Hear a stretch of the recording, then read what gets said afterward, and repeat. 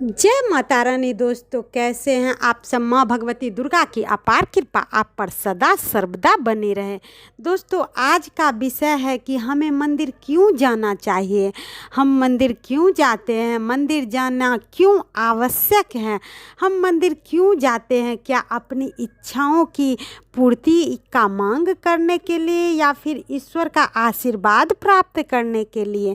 तो देखिए, सबसे पहले हम तुलसीदास जी की कविता का एक दोहा उठाएंगे, जिसमें तुलसीदास जी कह रहे हैं, जाके रहे भावना जैसी प्रभु मूरत देखिए तैसी।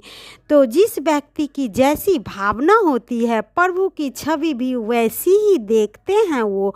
तो जिस व्यक्ति की जैसी भावना होती है, तो भावना के आधार पर ही प्रभु को देखते हैं वो, प्रभु का दर्शन करते हैं। हमारी भावना क्या है, हम किस प्लेटफॉर्म पर बैठकर प्रभु को देखते हैं, हमारा तल क्या है, हमारा लेवल क्या है। हम इस चीज़ को समझने के लिए मैं 3 व्यक्ति का उदाहरण देती हूँ।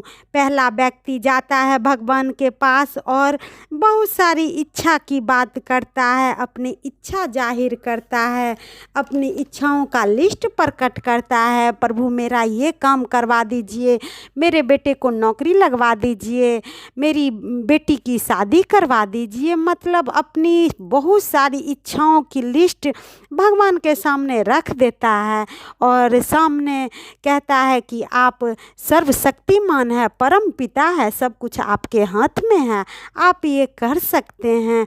और वो हर रोज़ कोई ना कोई लिस्ट भगवान के हाथ में रखता है। और दूसरा व्यक्ति जो मंदिर जाता है और मंदिर जाकर भगवान से कहता है कि अगर तूने मेरा ये काम कर दिया प्रभु, तो मैं इसके बदले में आपके मंदिर में ये चढ़ाऊँगा। अगर आपने ये मेरा काम कर दिया तो मैं आपके स्थान पर आकर इतनी चीज़ें दान करूँगा, सोने का छत्र चढ़ाऊँगा, कोई कहता है चांदी का छत्र चढ़ाऊँगा, कोई कहता है कमरा बनवा दूँगा। बहुत सारे प्रलोभन भगवान को भी देते हैं लोग अपने काम करवाने के लिए। और तीसरा व्यक्ति जो ईश्वर के पास जाता है, नमस्कार करता है और प्रेम और आनंद से खड़ा हो जाता है, कुछ मांगता नहीं है, कुछ करता नहीं है। महाभारत के प्रसंग में युधिष्ठिर द्रौपदी से कहते हैं कि इस हिमालय को देखती हो द्रौपदी, मुझे कुछ नहीं यह देता है, लेकिन फिर भी मैं इससे प्रेम करता हूँ, इससे प्रेम करना मेरा आनंद है। तो यहाँ पर भगवान को इसी प्रश्न का उत्तर हम दे रहे हैं कि भगवान से हम किस दृष्टि से भगवान को देखते हैं, क्या सिर्फ आनंद की दृष्टि से या फिर प्रेम की दृष्टि से। यहाँ पर इंसान के 3 रूप जो अलग अलग प्रकार के हैं। जो पहला व्यक्ति सिर्फ मांगे ही जा रहा है, दूसरा व्यक्ति मांगने के बदले कुछ रिश्वत भी देने की बात कर रहा है, और तीसरा व्यक्ति जो अपने आनंद और प्रेम के कारण खड़ा है। बस इस बात का उदाहरण देकर समझाती हूँ कि मान लीजिए एक बगीचा है जिसमें फल और सुंदर सुंदर फूल लगे हैं। तो एक व्यक्ति जाता है और कुछ फल फूल तोड़ करके ले आता है, और दूसरा व्यक्ति जाता है जो संगीतकार है, वह फल फूल को देखकर मुग्ध होकर कविता सोचने लगता है और कविता बनाने लगता है। तीसरा व्यक्ति जो चित्रकार है वह जाता है तो उसकी सुंदरता का चित्र बनाने लगता है। तो एक ही बगीचे में 3 प्रकार के लोग गए और तीनों अपनी अपनी दृष्टि से तीनों ने अलग अलग व्यवहार किया। तो व्यक्ति से द्वारा किया गया तीनों का व्यवहार अलग अलग रहा।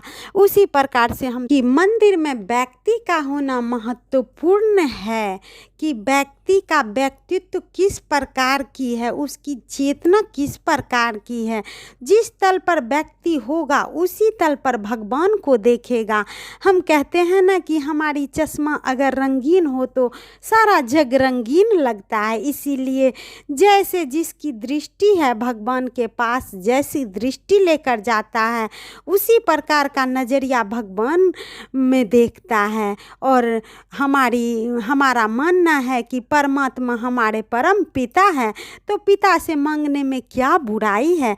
क्या संकोच है। तो एक मत में यह भी है कि परमात्मा से मांगने में तो संकोच नहीं करना चाहिए। अधिकतर अधिकार है उनसे मांगने का, मांगना उनसे अधिकार है, हम उनके पुत्र हैं।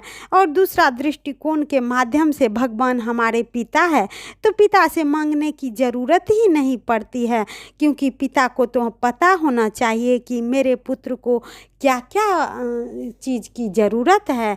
तो पिता को हमारे बारे में सब कुछ पता रहता है। तो सारा खेल किस बात का है, हम मंदिर क्यों जाते हैं, क्या मांगते हैं, यह सब सेकेंडरी बातें हैं। मुख्य बातें यह है कि हमारा व्यक्तित्व का विकास किस प्रकार का है, किस तल पर हो चुका है।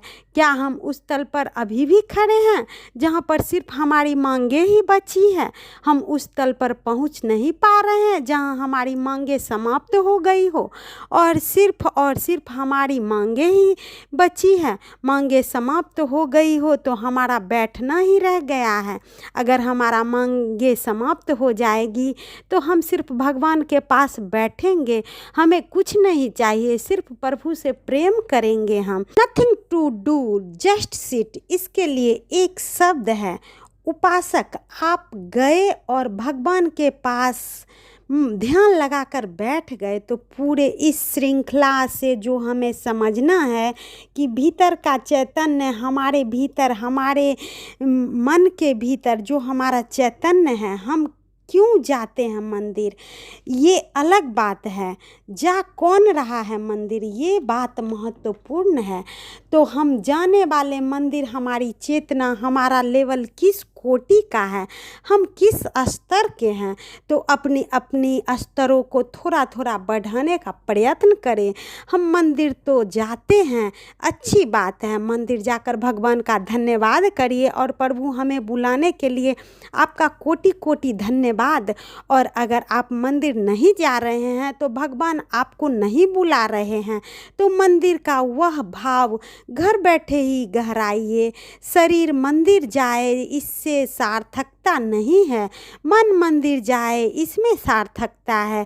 घर में ही बैठकर भाव लाए और वही कामना पूर्ण होगी आपकी जो मंदिर जाकर होती थी, बल्कि उससे भी ज़्यादा होगी आपकी मनोकामना पूर्ण। तो अगर आप मंदिर जाए तो भगवान को धन्यवाद जरूर दे। आपको मंदिर बुलाने के लिए भगवान को कोटि कोटि धन्यवाद दे।